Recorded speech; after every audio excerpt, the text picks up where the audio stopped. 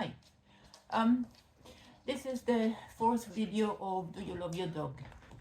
And today I want to touch upon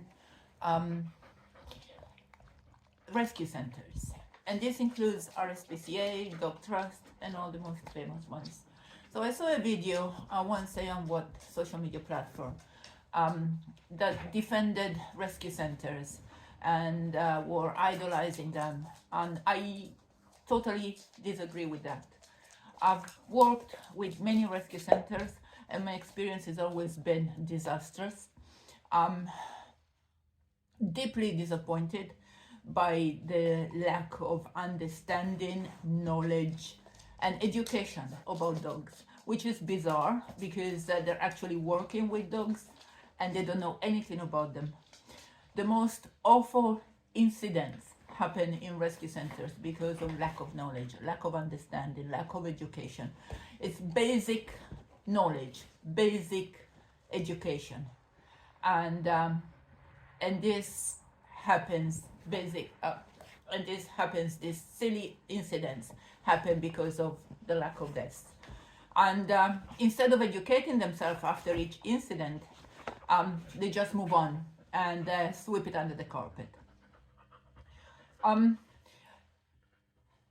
The rescue centers, breeders, and anyone to do with dogs should provide free education services about that dog body language, for one, and understanding dogs. Dogs and animals are living beings of different species from us. It is arrogant, beyond arrogance, to actually think that we can understand them without any knowledge and education. And so no, I'm not thanking any rescue center. I think some of them started off with good intentions, but just like the Dog Trust or RSPCA, they're just feeding the humans' arrogance with all these stupid dogs getting dressed and putting pajamas on them and all this crap. When in fact they should just, every single person inquiring about the dog, they should be offered dog body language education and dog education in general. So many dogs in rescue centers suffer from anxiety, and the only requirement of any human showing an interest in them is that they get along. Well, that is a stupid requirement. The requirement should be, first and foremost, the willingness and ability to learn, because an anxious dog is in a really bad place.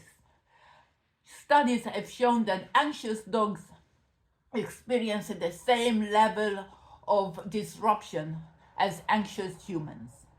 So you can imagine, if a dog is anxious, is constantly anxious, is anxious because of humans, is anxious because of different situations, is anxious because of animals, other animals around them. And a human showing interest in these dogs should show a desire to learn and help the dog overcome these issues and get a better life. Instead, all these people inquire about rescue dogs. Most of them are anxious, and the only thing that they require is to get along. And these dogs will forever and perennially be anxious. They will never improve. Their life will never get better. That is not love. That is stupidity and arrogance on our part.